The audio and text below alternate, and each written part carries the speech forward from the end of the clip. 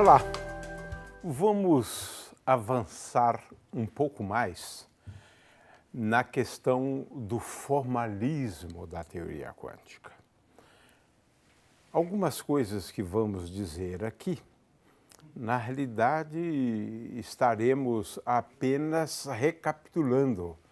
Vamos introduzir alguns conceitos novos, claro, mas de qualquer maneira o objetivo é encerrar um ciclo de 3 aulas falando sobre o formalismo da teoria quântica.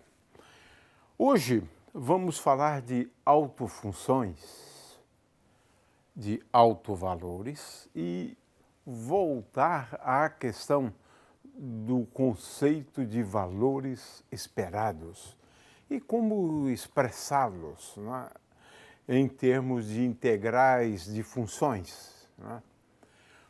Muito bem, vamos começar aqui chamando a atenção para este livro de Dirac, ou Dirac, né? Diríamos, né? A base para o formalismo da teoria quântica está nesse livro. Aqui estou falando da 3ª edição, e essa edição ela é de 1947. Né? Essa é a 3ª edição. E, a meu ver, essa é a melhor edição de todas. Né? De forma que ele dedica nesse livro cerca de 120 páginas para o formalismo. É algo bem mais completo do que eu fiz nas últimas aulas. Né? Mas eu quero chamar a atenção para essa referência. Né? Na verdade, o formalismo utilizado hoje, né, para a teoria quântica, onde ele fala de operadores, de estados e assim por diante. Né? O que eu gostaria de chamar a atenção é que o próprio Dirac chama atenção para isso. Né? É que agora devemos chamar atenção para isso, que não foi feito, na verdade, muito bem antes. Né? É que na teoria quântica nós fazemos uso de 2 bases. Né? Uma base é dual à outra base. Né?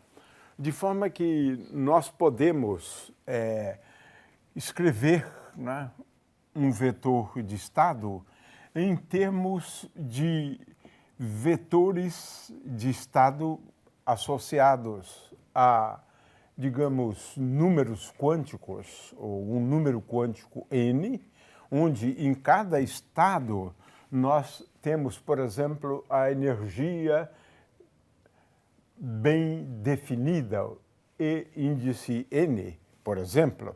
Mas nós podemos expandir, então, nessa base de vetores, né, no espaço de infinitas dimensões do espaço de Hilbert, mas também podemos escrever, né, vetores em termos da base dual. Essa base, né, que nós chamamos de Bra, essa base, né, é a base dual àquela base. Né? O fato de ser uma base dual, ela é refletida no fato de que as componentes do vetor, né, ou do estado psi, né, esses ANs aqui, eles são obtidos a partir do produto escalar desse estado com os vetores da base dual. É isso que está escrito aqui. É claro que aqui vale a mesma coisa, né? Vale a mesma coisa. Então, como nós temos amplitudes de probabilidade assumindo valores complexos, né? Esses coeficientes aqui, eles são, na realidade, os valores que tomamos como sendo complexos conjugados desses valores aqui, e o vice-versa. Então, isso aqui reflete a questão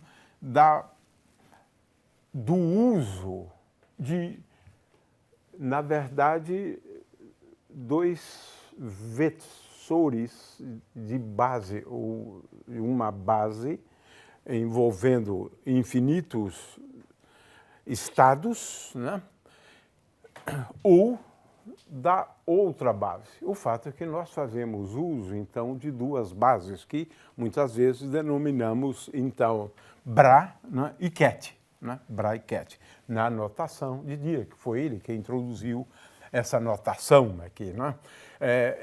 Só para lembrar, né, mas eu quero agora chamar a atenção para outro aspecto, né, é que nós definimos, né, um autoestado de uma grandeza representada pelo operador A, né, como sendo um autoestado é um estado para o qual a operação ou a aplicação do vetor ou do operador A sobre esse estado mantém o estado inalterado. Então, A, chapéu, que estamos representando por um operador, né? A é igual, agora aqui aparece um número, uma constante, né? A é o alto valor, né? E A grande é o autoestado. De forma que o autoestado de um operador A, ele é tal que a ação do operador A sobre ele mantém o estado inalterado apenas multiplicando por um número. Então, se eu tenho aqui o autoestado da energia, né? O operador hamiltoniano agindo sobre esse estado me leva a uma das possíveis energias do sistema, né? Aqui nós estamos falando em geral de uma partícula, mas isso vale para um sistema, qualquer que seja ele, né? Agora, nós temos um conjunto de autovalores discreto e, claro, também de autoestados, né, discretos, né? Discreto significa que eu posso associar cada um desses estados ou cada um desses valores ao conjunto, né, de números inteiros. Eu associo cada um a um conjunto de números inteiros, é apenas números inteiros. Agora, esses autoestados e autovalores podem pertencer a um conjunto contínuo. Por exemplo, da posição, coordenada, né, momento e assim por diante. Então, temos que distinguir dois conjuntos, né, de autoestados e de autovalores, discretos e contínuos. Isso é uma coisa que eu não chamei atenção antes, mas estou chamando atenção agora. Isso é muito importante na teoria quântica, né? E em se tratando, né, de valores discretos, né, então nós vamos chamar atenção para isso logo, né? A amplitude de probabilidade de encontrar esse estado A no estado A', né, é igual a delta A'.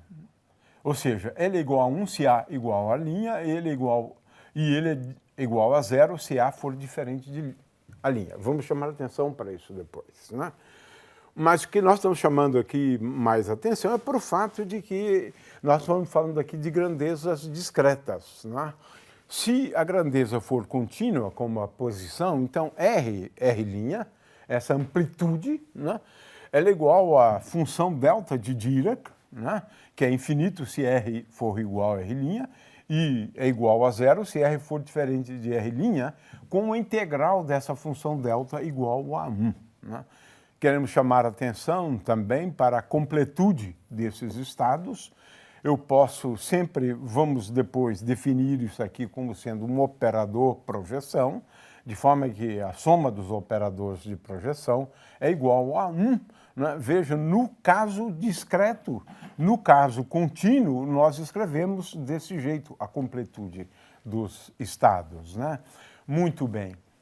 Queremos só lembrar, isso já foi comentado antes, né, da amplitude de probabilidade quando um estado passa de psi a psilinha. Então, a amplitude de probabilidade é o produto escalar de psi por psilinha. Estamos falando sempre de produtos escalares, né, de vetores num espaço de Hilbert, né? Muito bem. A amplitude de probabilidade é o conceito realmente básico, né? De forma que a amplitude de probabilidade de encontrar, né, o sistema descrito pela função de onda psi num particular estado A é dado pelo produto escalar de A por psi, né? De forma que, em princípio, é bastante simples. Estamos falando aqui de produtos escalares. Agora, eu posso ter também esse tipo de amplitude de probabilidade, porque agora estou considerando a base dual, né? A base dual. De forma que psi A é igual a psi, produto escalar, e psi A estrela é igual a psi A, né? A probabilidade de encontrar o sistema, né, no estado A, quando a função de onda dele é psi, é igual ao módulo de psi A ao quadrado. E a soma das probabilidades, claro, tem que ser igual a 1. Você vai encontrar o sistema em qualquer um desses estados, com certeza e com probabilidade igual a 1, né? Esse é o conceito. Agora definimos o operador de projeção. Esse operador é interessante, né? É uma definição. A gente toma esse AA igual a 1, o produto escalar de A com A, normalizamos, portanto, a base de vetores, é isso, né? De forma que esse operador projeção, ele é dado por esta soma aqui, né? Ora, o operador projeção agindo sobre um estado psi, ele vai levar ao estado A, claro, com uma certa amplitude de probabilidade. Isso é bem interessante, na verdade. E o fato de que a soma das probabilidades deve ser igual a 1, agora é traduzido em termos dessa propriedade aqui.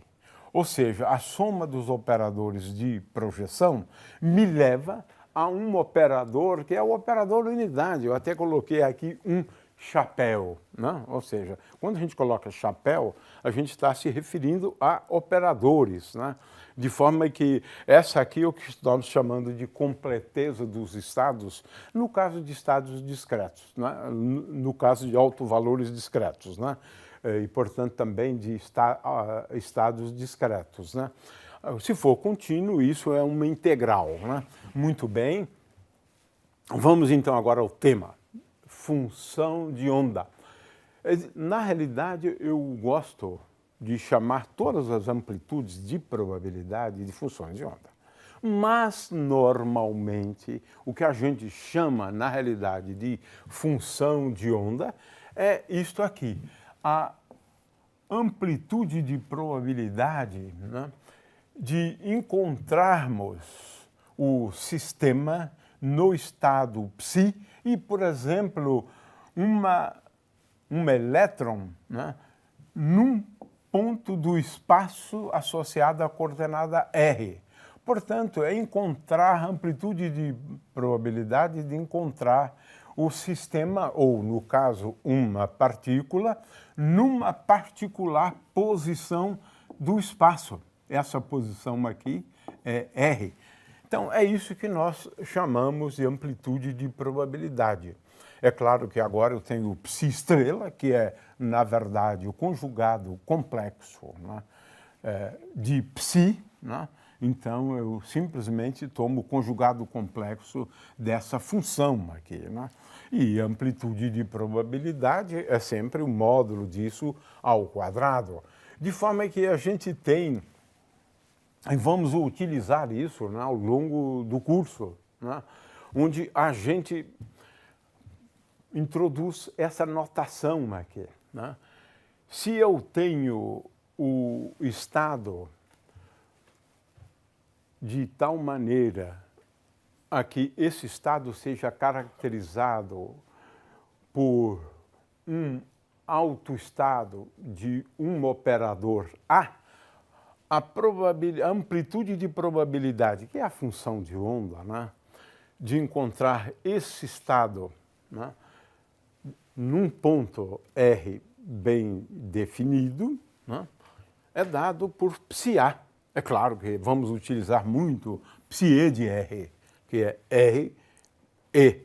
Ou seja, eu estou falando do produto escalar, né, de um autoestado do vetor posição, né, com um autoestado do operador hamiltoniano, indicado por E, né? Vamos depois falar dessa função de onda aqui, psi índice P, né, que é dado pelo produto escalar de R por P. Muito bem, estou dando exemplos, né? De forma que, no caso da energia, né, estes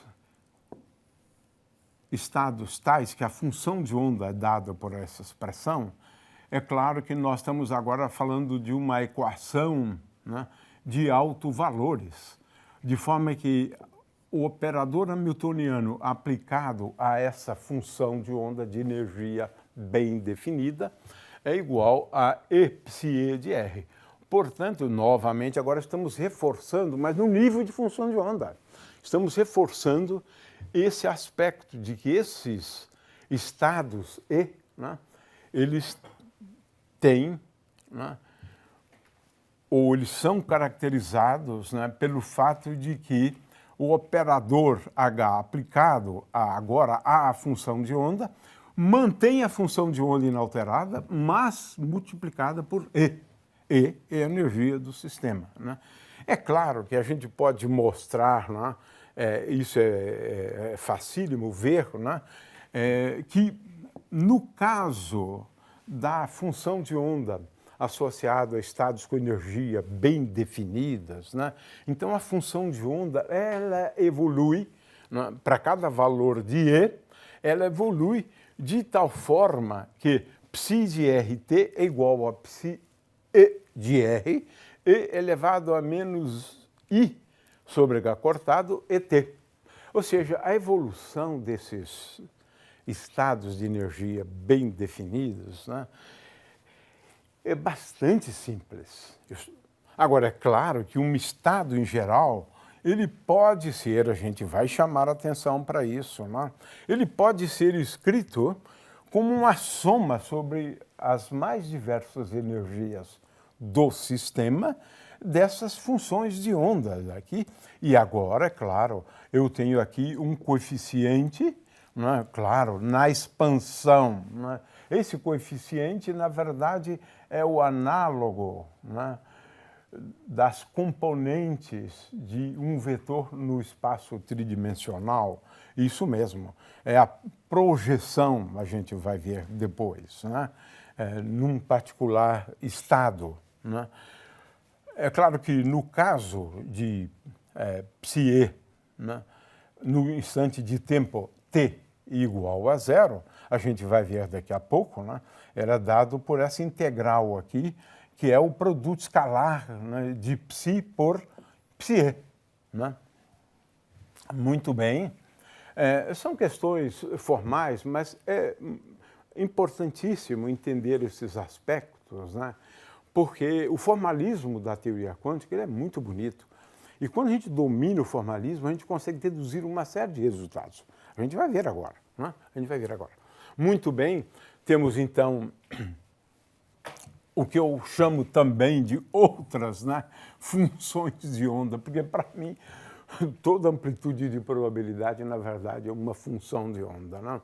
Mas eu posso também definir essa função psi de P, que é a amplitude de probabilidade de encontrar o estado psi com um momento, porque eu estou aqui falando sempre de uma partícula, né? Se for muitas partículas, eu posso ampliar isso. Mas encontrar esse estado psi com um momento P, ou seja, o elétron com um momento P, a partícula com um momento P.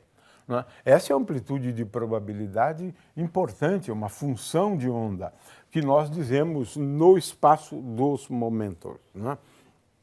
Ora, psi estrela P é simplesmente psi P. Estamos falando aqui, então, de base dual, uma base dual à outra, né?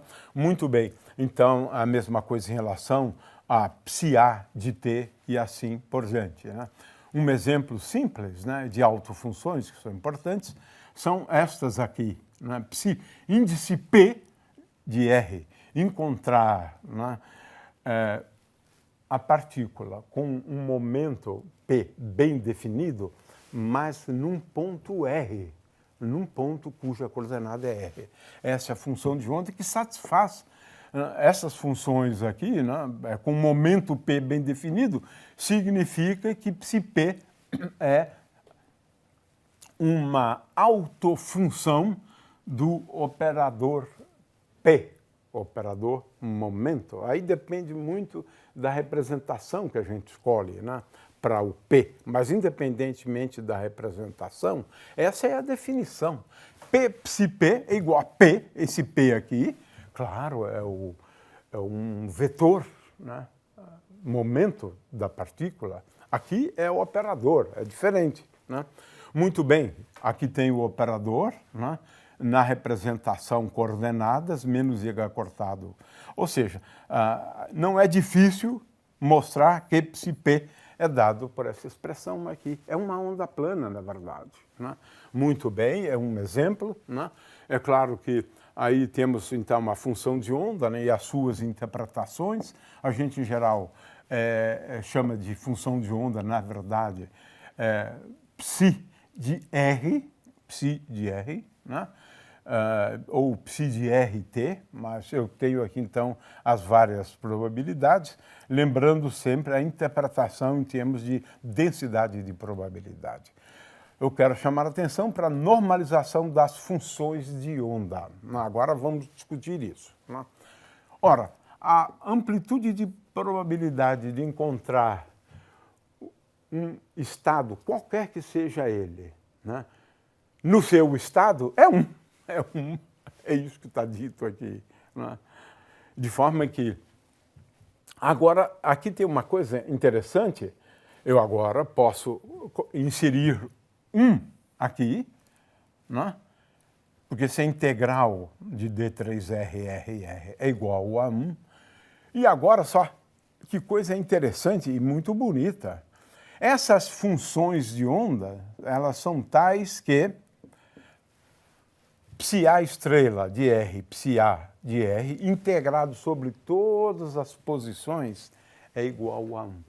Isso corresponde a uma condição de normalização da função de onda. Ela tem que ser normalizada, né? Se ela não for, a gente precisa buscar condições para certas constantes de tal maneira que elas sejam normalizadas. Por exemplo, psi E de R, estrela, psi E de R é igual a 1. Ou seja, essa condição mais aquela propriedade que nós chamamos a tensão de completeza, me leva obrigatoriamente a essa condição. A função de onda tem que ser normalizada a 1. E se A for diferente de A'? Ora, se A' representa o estado no qual o operador A tem um valor bem definido, então, a amplitude de probabilidade de encontrar um outro estado com valor bem definido, nesse estado, é igual a zero. É igual a zero. Então, a linha é igual a zero, se A for diferente da linha. Fazendo o mesmo truque, inserindo aqui, né, um conjunto completo de estados, né, olha só que coisa interessante. Nós obtemos essa condição, ou seja, dito de outra forma, essas funções de onda são ortogonais entre si se esses autovalores A e A' forem diferentes. Pode ser, por exemplo, energia, se E for diferente de E'. Então, veja que as funções de onda, elas são funções de onda que são ou que formam uma base de vetores ortonormais, normalizadas a um e ortogonais entre si. Deduzimos essa propriedade, não é? Tem que satisfazer isso, claro. Acabamos de mostrar por quê, do ponto de vista formal. Veja só a riqueza, na verdade, do formalismo, né? É uma riqueza realmente muito grande, né?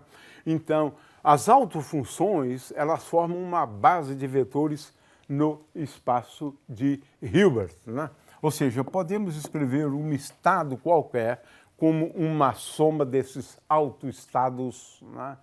Autoestados associados a valores bem definidos do operador A, ou da grandeza física A. Claro que a gente já sabe como obter esses CAs, né? Porque eles, na verdade, representam as componentes do vetor psi nessa base de autofunções, ou numa base qualquer de autofunções, né? Muito bem, módulo de psi ao quadrado, a soma é igual a 1. Finalmente, vamos agora, então, voltar para a questão de valores esperados, né?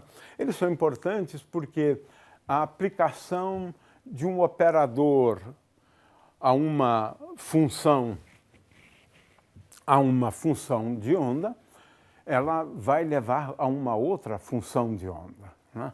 É claro que a gente pode falar em estados. A aplicação de um operador F a um estado psi me leva a um novo estado, que é psi', e agora eu quero saber, né, qual é a amplitude de probabilidade de encontrar o estado psi, né, no estado psi'.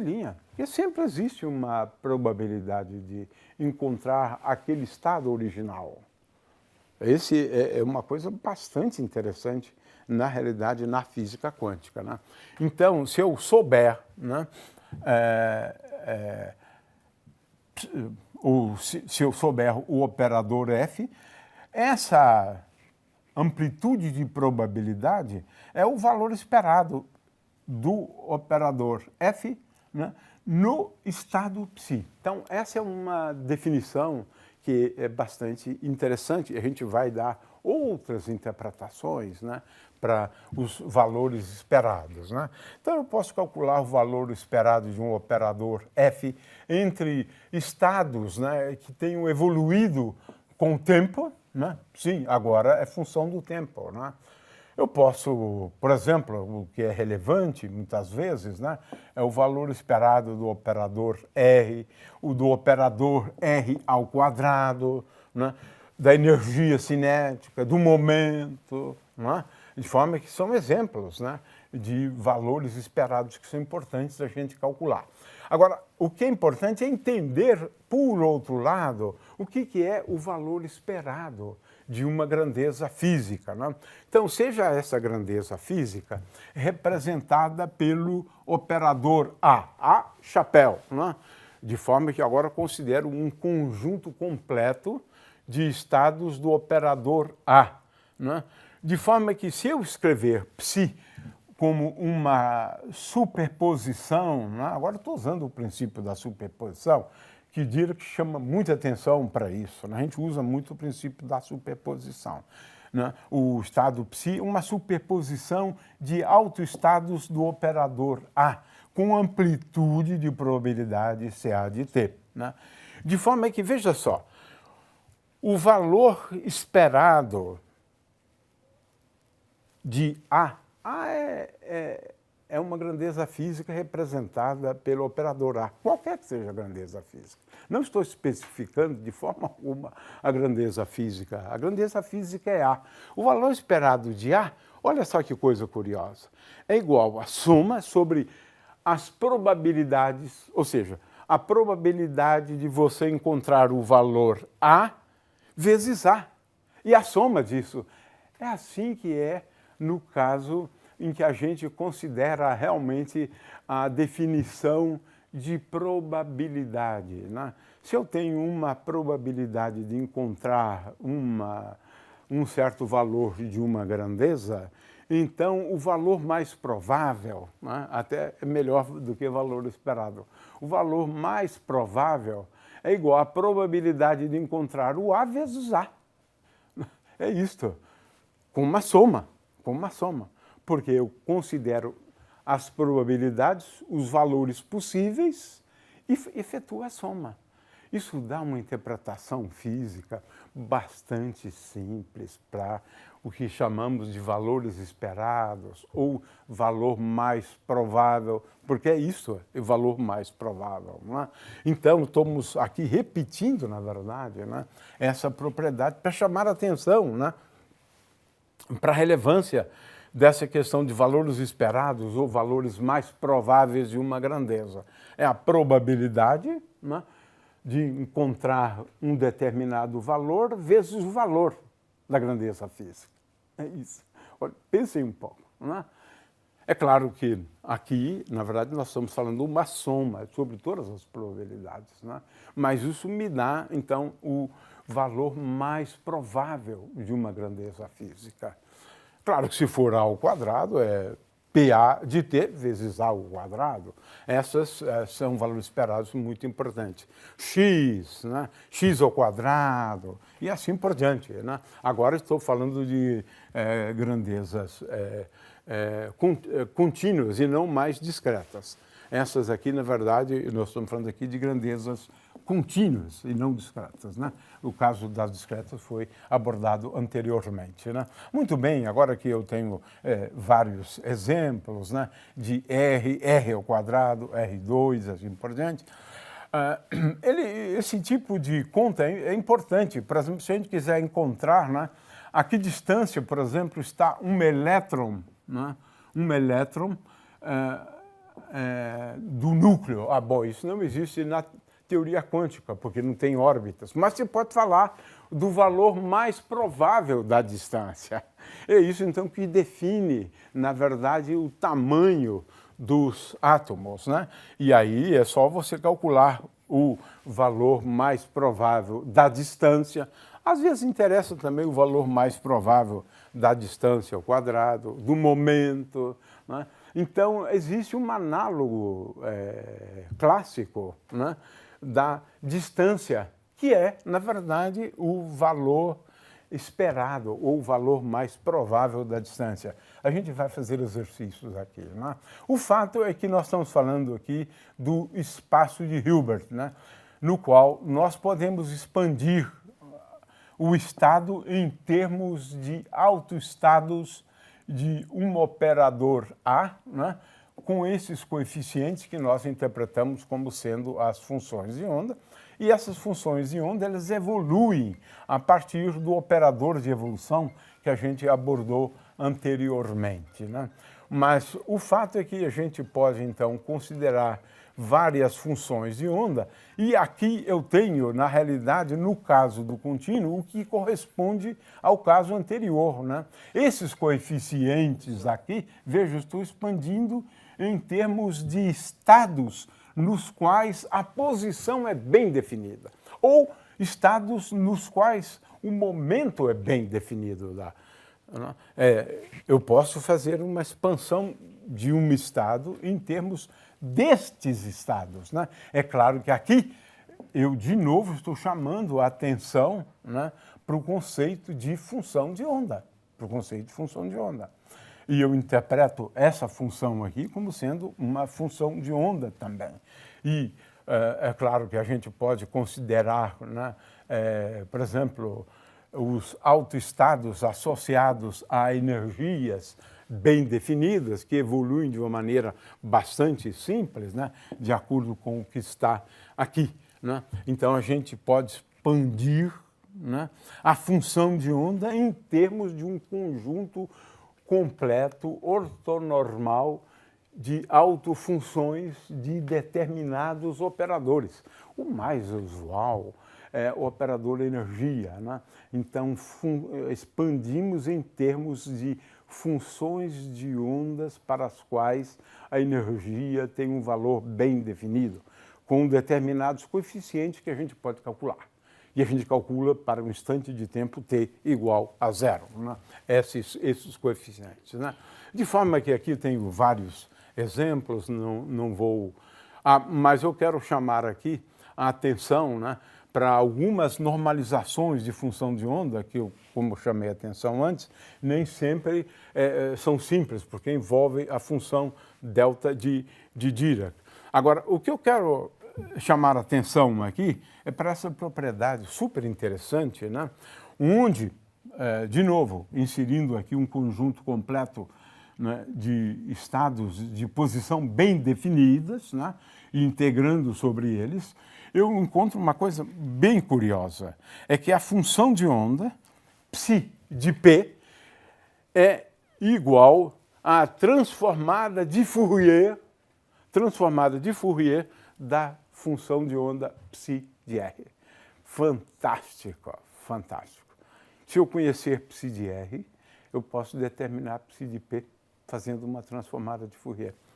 Se eu tenho psi de P, né, eu determino psi de R. Se eu tenho psi de R, eu posso determinar psi de P. Então, essas são algumas propriedades bem interessantes que a gente deriva de uma forma muito simples com esses métodos, né, ou com esse formalismo. Finalmente, eu posso escrever esses valores esperados em termos de elementos de matriz, né, claro. E a última coisa que eu quero chamar a atenção é que se a gente considerar, né, a equação de evolução de operadores, né, isso agora na representação de Heisenberg, né, então, veja só, o valor esperado dessa equação, na realidade, me leva a uma descrição análoga à teoria clássica. Ou seja, a teoria clássica, ela é válida em termos de valores esperados, de valores mais prováveis. Pensem nisso, isso é muito bonito, é muito interessante. Se você fizer um conjunto infinito de medidas na teoria quântica e levando em conta as probabilidades, né, você vai acabar concluindo que o valor mais provável, mas para isso você precisa fazer um número muito grande de medidas, né? Mas o valor mais provável é aquele dado pela teoria clássica. Fantástico! Muito bonito, muito interessante. É isso que nós concluímos aqui. Né? Isso aqui é bem geral mesmo, bem geral mesmo. Veja, as equações clássicas são válidas no sentido de valores mais prováveis. É muito bonita a teoria quântica.